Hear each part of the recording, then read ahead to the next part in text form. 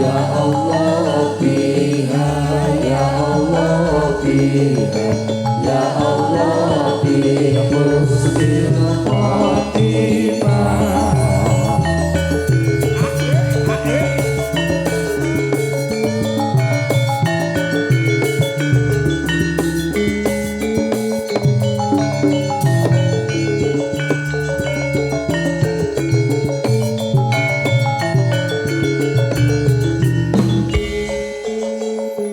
Ya Allah biha, ya Allah biha, ya Allah biha husnul khotimah. Ya Allah biha, ya Allah biha, ya Allah biha husnul khotimah.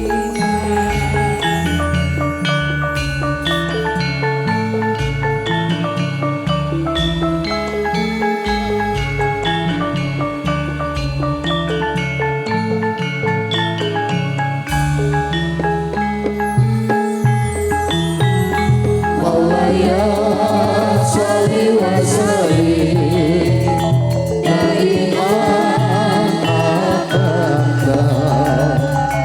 ala habibika khairil khalqi kullihim.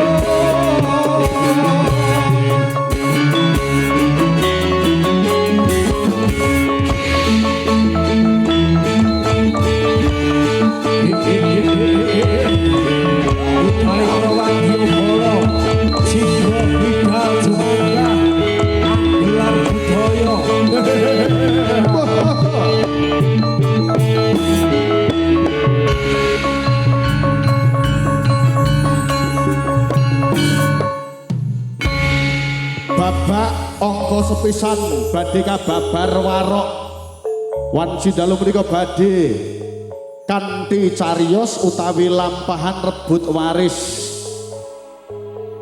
cinarios jroning padepokan Gunung Sari mapan sawijining Sang Kyai Gung kang asma Kyai Sarayuda anggadhahi kekaling putra kang nami Sento Tuwin Gentruh Sentolan Gento sampun dewasa, denya Bapak Kiai Sorayuda sampun sepuh. Nedya badhe lengser anggenipun hamomong padepokan mila.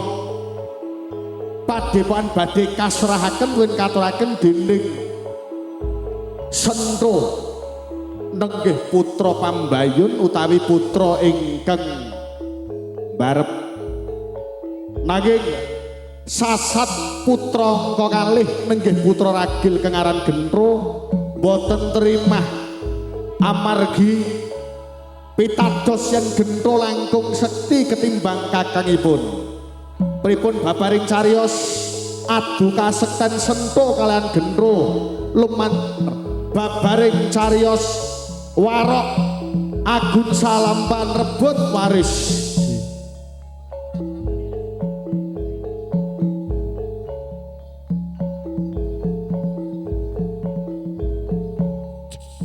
Bapak, kula ingkang sowan Bapak. Iya, nih boleh. Kados-kados sampun wancinipun. Duk rikala kepengker panjenengan paring sasmita yen to sampun wancinipun panjenengan badhe lereh utawi seren anggenipun ngesuwi wonten padepokan Gunung Sari Bapak. Ning kedah dipun emut Bapak. Kula Sento putra Pembayun panjenengan ingkang kedah kumedah badhe nerasaken gegayuhan panjenengan ingkang dereng kaleksanan ateges kula kinarya gantos panjenengan genipun ngesuwi siswa-siswa lan dlondong-dlondong wonten padepokan Gunung Sari. Ning warta ingkang kula tampi Bapak kados-kados babakan kula badhe minggah kinarya pangarsa sulih panjenengan rayi kula Gento kados boten terimah yen to kula ingkang ngesuwi padepokan Gunung Sari mriki.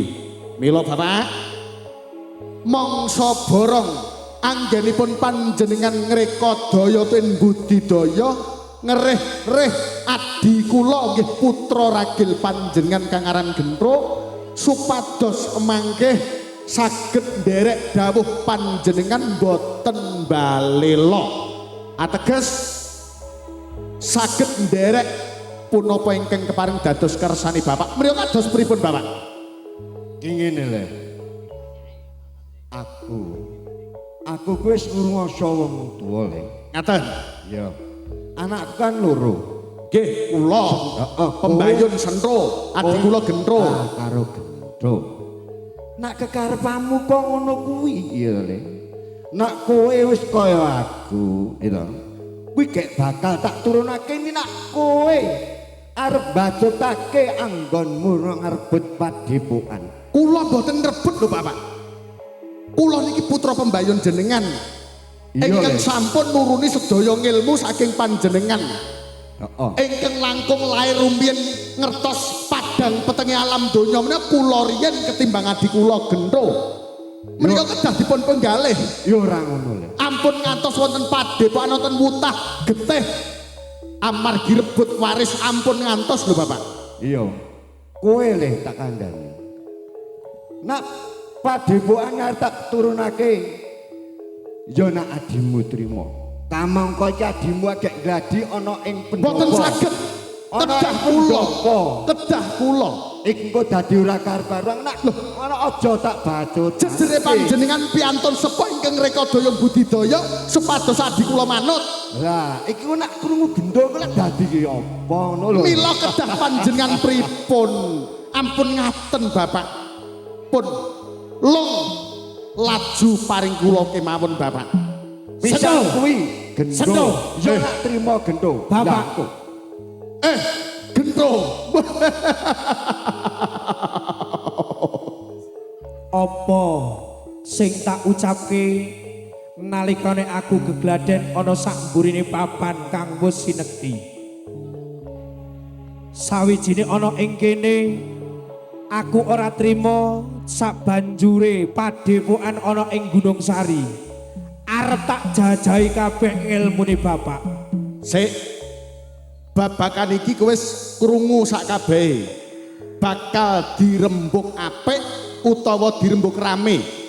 Yen dirembuk apik becik kowe ngalah. Aku ora gelem ngalah. Ateges aku sulihe bapak mergo aku kang Aku pembayun. tunggalmu sing paling enom. Lho, mula kowe durung pantes. Aja padudon, aja do padudon. Sekedap bapak. Ngene iki, Gento. Yen to satemah kowe bakal dadi pangarsa ing Gunung Sari. Banjur kasekten apa kang bakal mbok unggulake? Aku ana ing sawijining gunung gedhe kang duwe aran para siswa-siswa lan ingon-ingonku Lah ana kan ing glondong separone nggon aku lho. nanging ilmune bapak arep tak tampa kabeh. Duwe apa? Sadurunge kowe ngetokake apa kang mbok duweni aku. Wis nurunake ngilmune bapak kang aran Wahyu Dwi Denawa. Buktekno sing jenenge Wahyu Dwi Denawa kuwi kaya ngapa? Aku ora trima yen ana ing papan kene. Yen ora nganti kowe modar digaglak Dwi Denawa, aja katlah sentro kakange Gento. Ya, tamatno. Dwi Denawa, cancut maju, maju Dwi Denawa.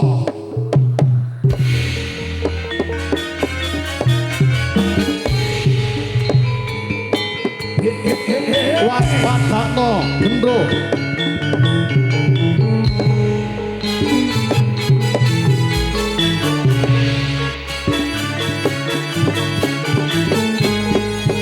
Ora sudi, ora wedi, ora gidrek, najan loro ingon-ingonku. Delok kaya ngapa? Ora sudi yen ilmu bapak arep Gento.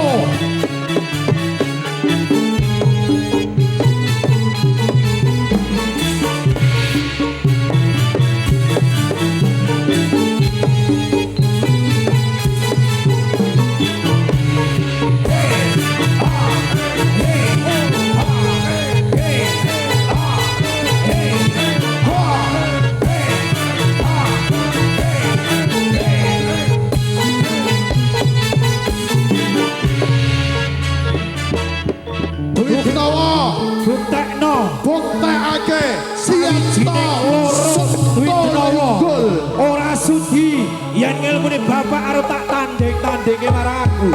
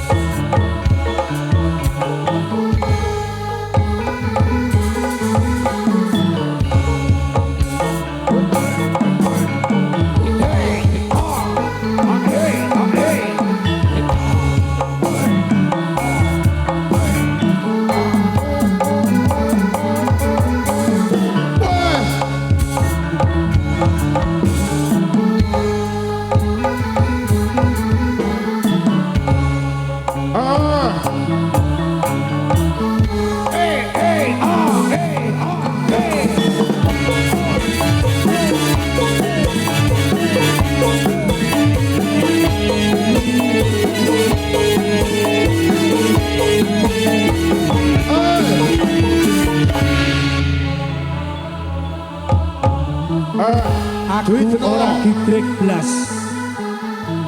Najan Gini rek mrene. sing tak delok para raksasa-raksasa sing aran Dwi Denawa. Apa kok ora gigrek? Ora gigrek blas sendro. Aku wis nuruni ngilmune Bapak Dwi Denawa banjur kowe duwe apa? Aku para kang krakra sakti kang sawijine ana ing Gunung Gedhe. Ana sawijine kang singa barong. Tak idak kang ngalang-alangi aku. Kaya ngapa? Buktekke to.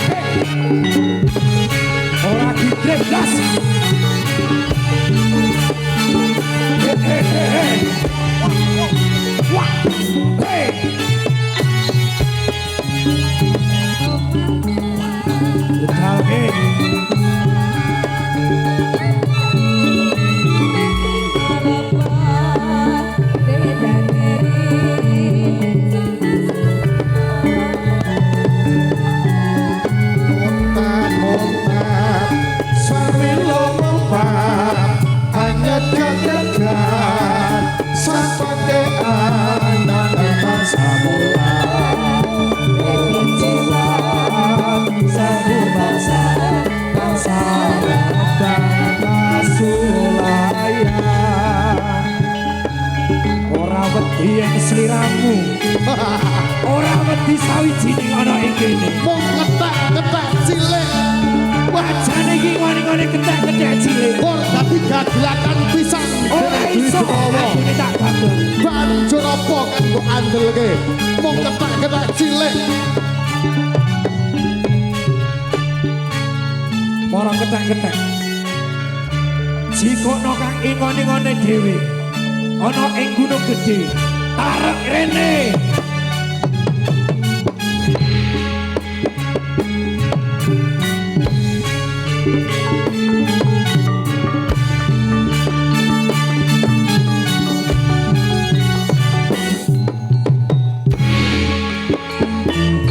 Paling perawat dia kala. Maju.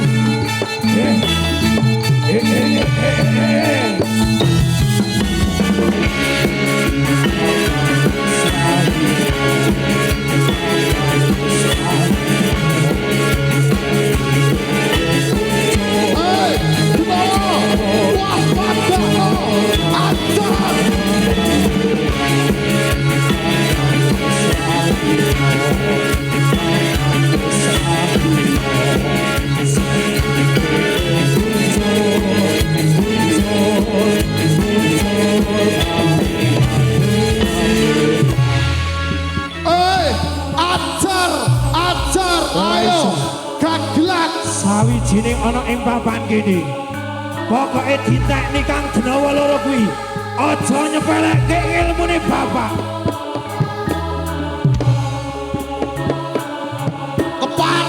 Keparat kowe gento. Ora trimo. Sawijining iki Buta Denawa ajar.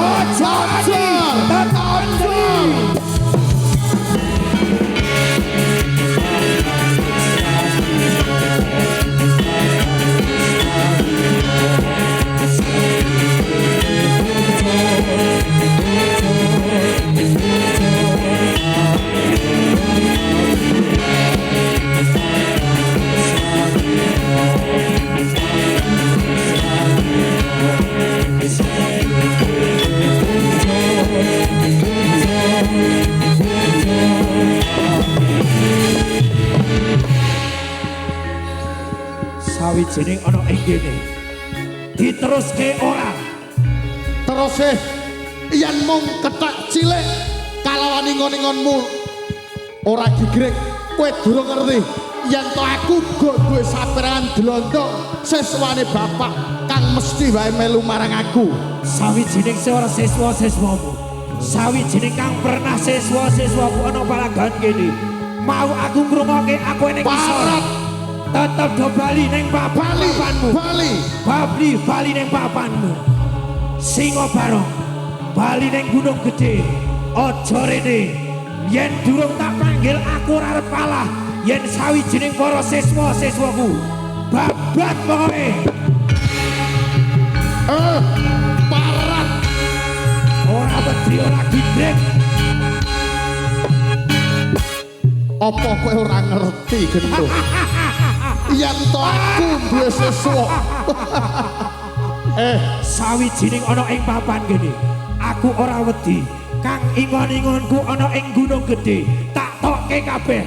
Aku duwe seswa-seswa dlondong kang bakal ngasorake tumrap kowe.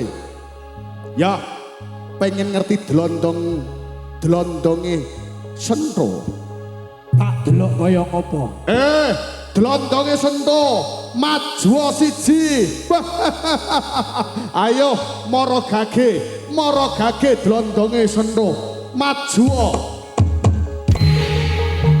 Para siswa-siswaku anggone gegladen ana ing papan kene. Sampun siaga napa dereng? Sampun siaga napa dereng? Ragadaya mara gage Ragadaya.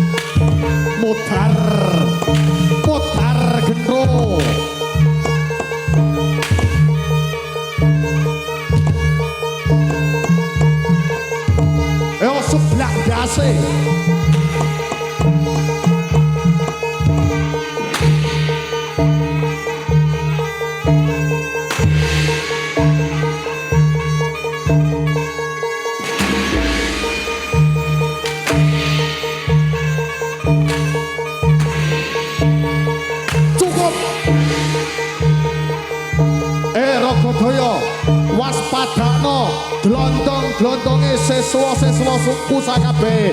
Ayo tandang karya. Para siswa-siswa, anggone kegraden ana ing papan kene. Sampun siapa napa dereng? Sampun siapa napa dereng? Budal kesok.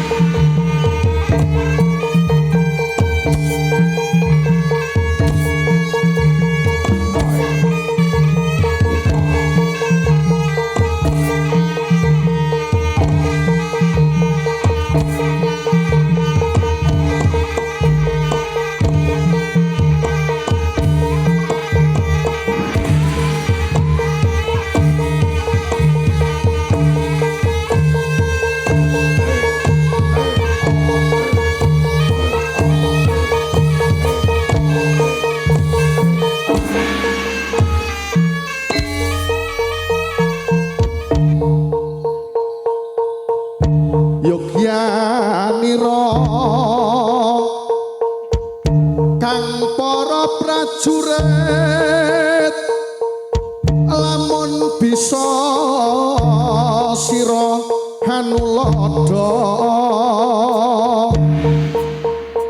do ing uni cari tane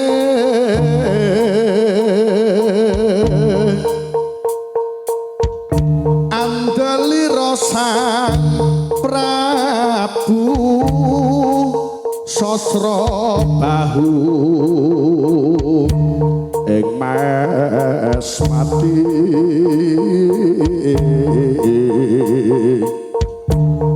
aran Patih Swanda lelabuhanipun kang kinelung triprakara Gunakaya purune kang den antepe nuhun nitrahu tama tandang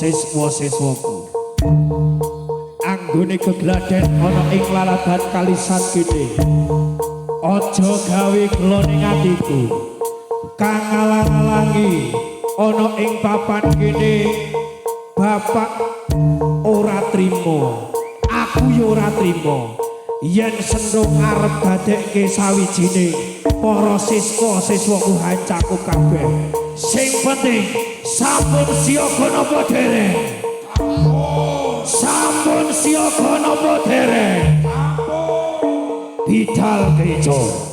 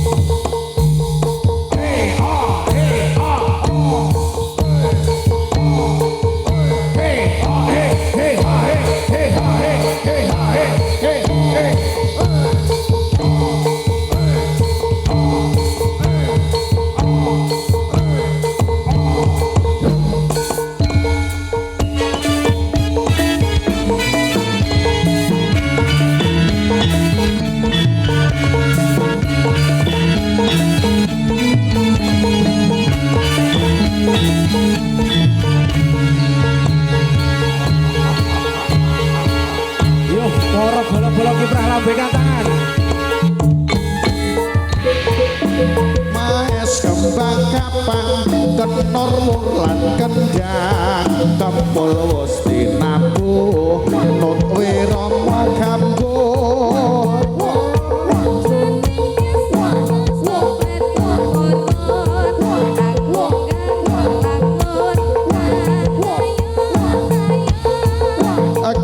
Si engkrepya sampur kang sinobla ring mongandan-andan nyongklang beksa kepan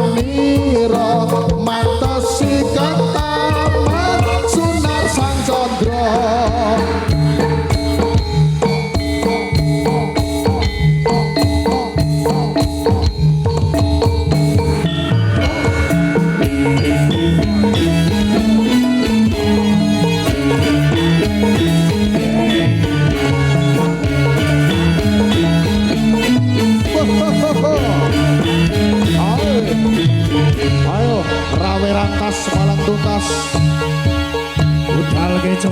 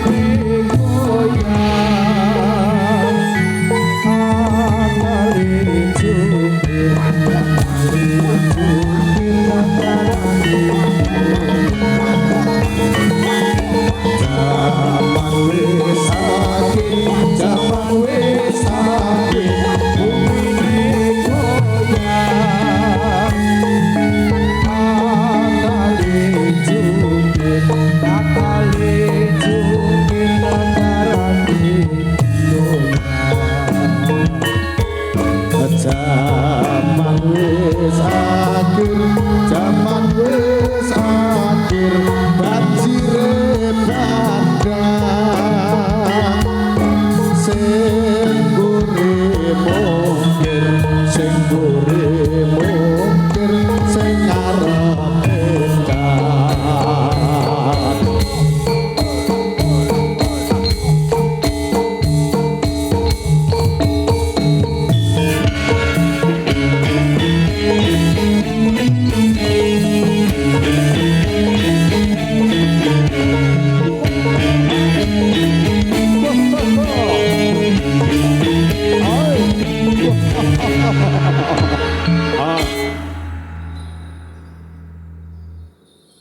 Agunsa Indonesia.